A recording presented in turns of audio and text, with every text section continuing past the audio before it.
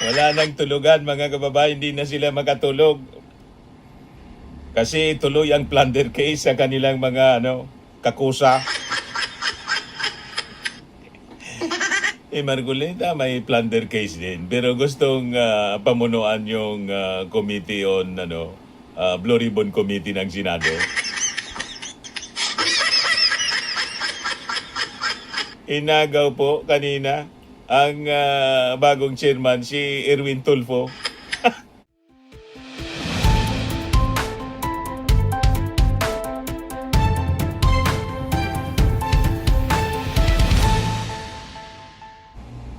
Tensyonado yung Senado. May power shift po na nangyari kanina. Ang acting president, si Win Gatchalian. Kanina, nag-FB Live na naman sana si Alan Peter Cayetano para i-announce na bukas may investigation yung Blue Ribbon Committee. Guest niya si Marcoleta. Sabi ni Marcoleta kanina, wala niyang kukurap. Magre-resume daw yung investigation ng Blue Ribbon bukas. Kaya walang kukurap, sabi ni Marcoleta. Huwag po kayong kukurap. Baka ito na po ang pinakahuling pagkakataon na ang katotohanan, ang katwiran ay mananaig. O ngayon, dahil sa power shift kanina, inagaw sa kanya yung chairmanship. Actually, si Pia Cayetano ang chairman. Kaya lang, siya yung mangunguna sa subcommittee. Inagaw kanina yung Blue Ribbon sa power shift. O di ngayon, hindi talaga sila kukurap kasi hindi na po sila makatulog ngayon dahil wala na siyang Blue Ribbon Committee.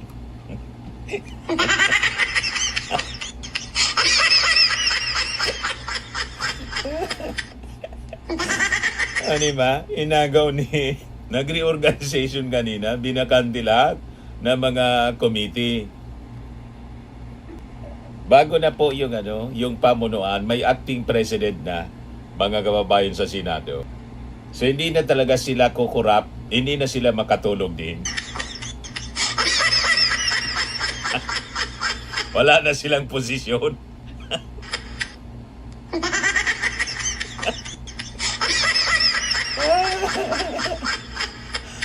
Diba? Mga kababayan, yan kasi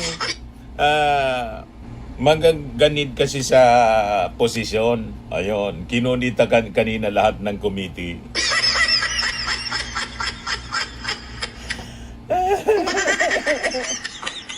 O ito na ngayon si Marcoleta, mga kababayan. Permanente ng dilat.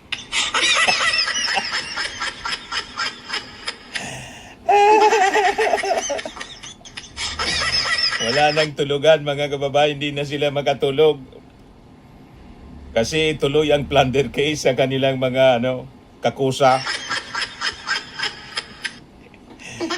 Margoleta may plunder case din. Pero gustong pamunuan yung committee on Blue Ribbon Committee ng Senado. Inagaw po kanina ang bagong chairman, si Erwin Tulfo.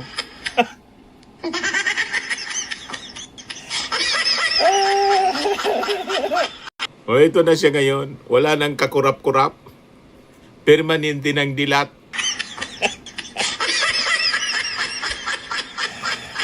Pag pumikit kasi siya mga kababayan, ang sunod niyang dilat niya, nasa kulungan na siya.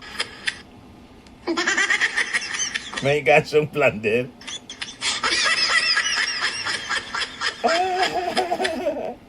Yan kasi mga kababayan. O ito ngayon, yung balita ng 1PH, prayer vigil daw sa Senado.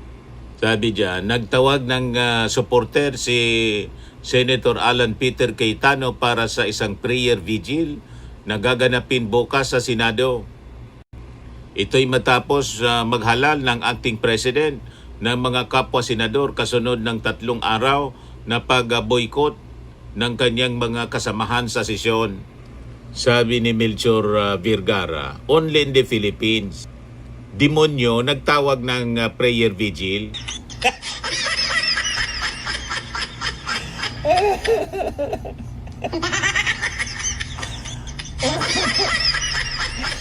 Talaga ito mga netizens, kakaiba mag-isip mga kababayan. Sa bagay, mahirap talaga kung ganito po ang itsura ng maglilid ng prayer.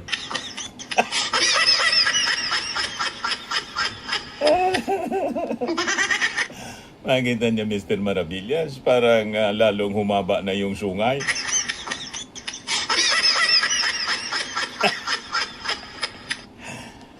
Di ba niya dati yung anino lang ni Alan Peter Cayetano yung may sungay. Ngayon niya mismong yung persona na niya.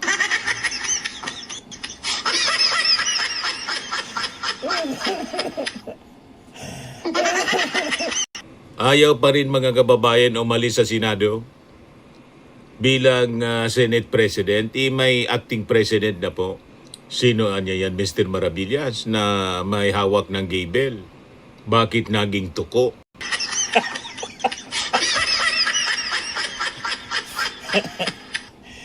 Kasi nga po, kapi tuko. Hawag ng tuko mga kababayan yung gable. Ayaw bitawan.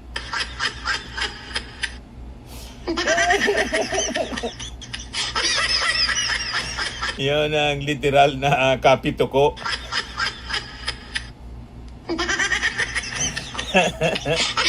Diba?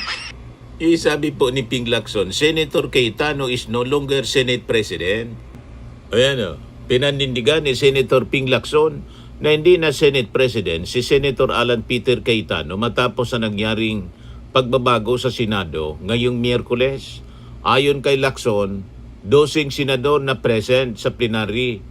Diniklara ang quorum sa sesyon mula sa base number na 22 dahil nasa labas ng coercive power ng Senado sina Senator Bato de la Rosa at Jinggoy Estrada.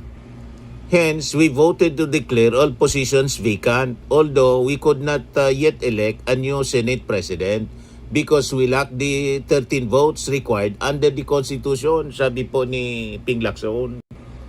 Kapituko nga, nag-transform na bilang isang tuko, ayaw nang bitawan yung gable.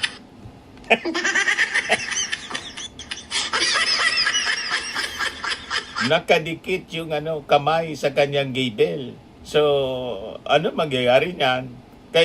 Kailangan siguro masuhin na yung kamay ni Alan Peter Cayetano na kapituko bilang Senate President, kapituko sa gable.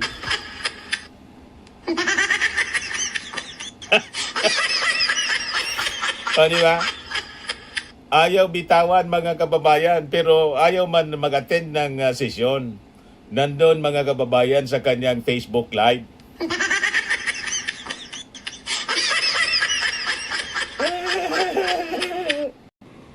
Sabi po ni kahapon ni Erwin Tulfo, sa tingin ko nga lalo kay Senator Alan Peter Cayetano, palakulin mo man yung mukha noon, baka tatalbog lang yung palakol sa kapal ng mukha.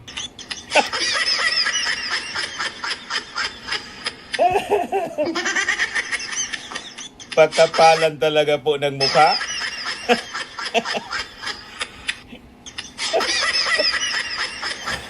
Sabi ko sa inyo. Sige lang ang Facebook Live. Sabi dito sa report ng Abante News. SP Cayetano, absent sa Senado, present sa Facebook Live.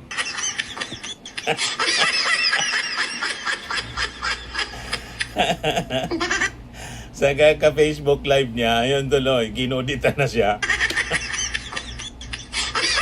Ayaw mag-preside mga kababayan sa Senate session. Ang gusto niya, mag-FB Live. Habang sumusweldo, mga kababayan mula sa taxes ng ating mga mamamayang Filipino, gusto pang jumakpat sa revenues ng Facebook Live. Double compensation po.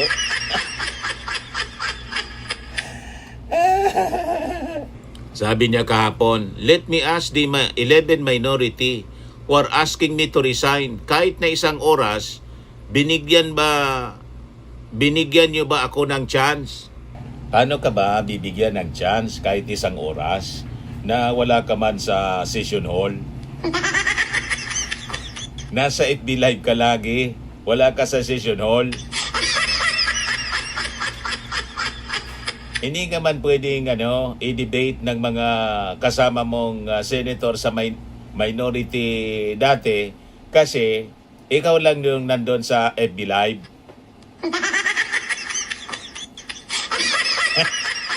Di ba? Ito yung kampo ni Alan Peter Cayetano. Sabi ni Matalim, labobo, lobobo. Grabe naman kayo.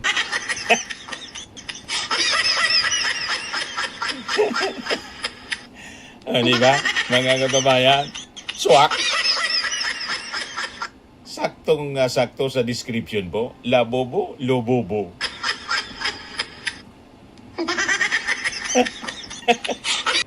Ito pa, yung isang kampon ng mga Duterte at ni Alan Peter Cayetano, si Amy Marcos. Sabi niya last year, November 12, 2025, ako nainip na din. Bakit walang nakukulong? Iyang tagal-tagal na, pambihira.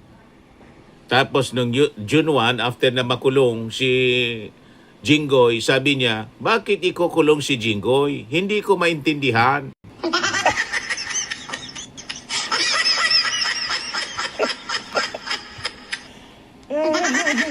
Last year, naghanap ng makukulong. Nung may makulong na, dahil kasama niya, bakit daw nakulong? Hindi niya maintindihan.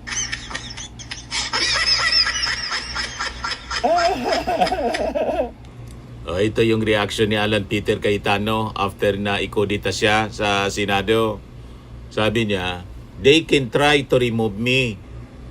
They can kill me.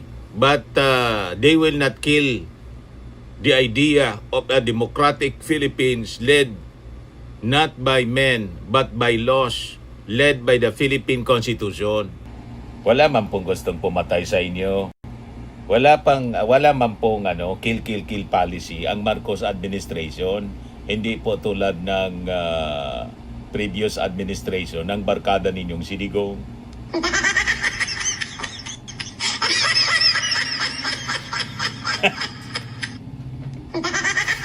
Di ba?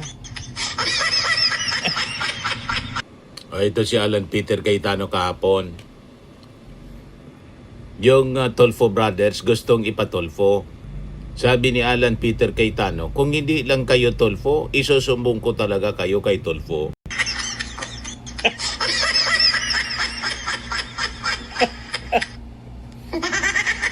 Ipapatulfo yung mga kapatid na Tulfo. Kung hindi lang niya kayo Tulfo, isusumbong ko kayo kay Tulfo. Wala nang mapuntahan si Alan Peter Cayetanong sumbungan. Kaya sabi ni Erwin Tulfo, baka stress out lang po ang Senate President Alan Peter Cayetano. Kailangan pong ipatingin sa doktor, magpakonsulta. Paano naman niya sasabihin na ipapatulfo niya kami? Kami po si Tulfo. I know what he means. Na wala siyang mapagsumbungan, ano yung isusumbong mo? Ikaw yung may mali?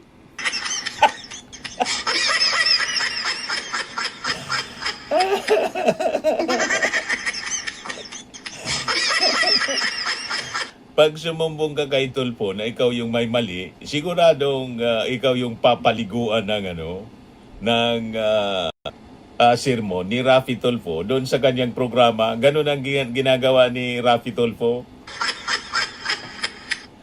Pag yung nagsumbong mali, siya mismo yung sinisermonan.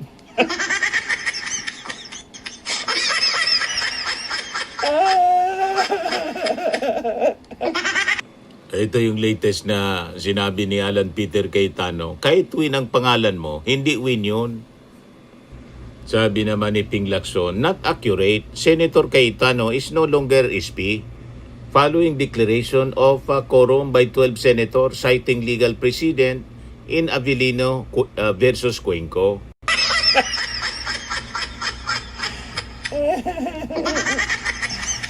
Para kayo po ay manatiling Senate President, ang pinakang maganda po na gawin ninyo, pumunta kayong lahat na mga Duterte senators at magbilangan kayo kung sino yung win or lose.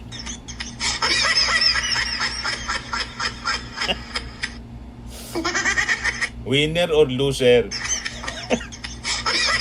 Kasi sa bilang po, 12 sila, kayo, 10 na lang.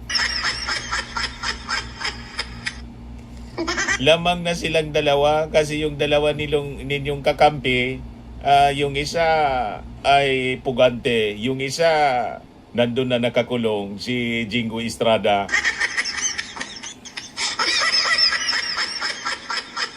Ang gawin ninyo niyan, mag-convene kayo ng Senado ninyo sa kulungan. Kasi may mga susunod pa na mga kakampi ninyong senador na makukulong. O, di ba? Sabi ni Alan, buo ang 13 at walang onsihan. Paano yan? 11 na lang din kayo ngayon. Yung 11, kahapon, nabawasan pa ng isa. Biglang kabilang bakod si Chis Escudero. So ito na yung sinasabi ni Marcoleta, mga kababayan, na masahol pa sa Judas.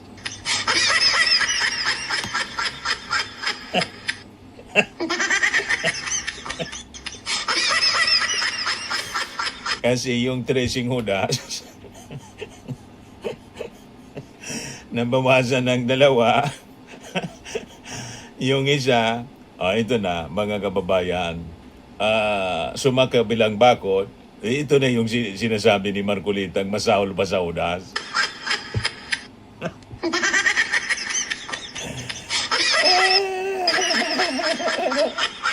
Anyway, yan lang po, mga kababayan. Kung nag-enjoy po kayo dito sa ating bagong channel na puro lang laugh trip nga ni, puro lang katatawanan.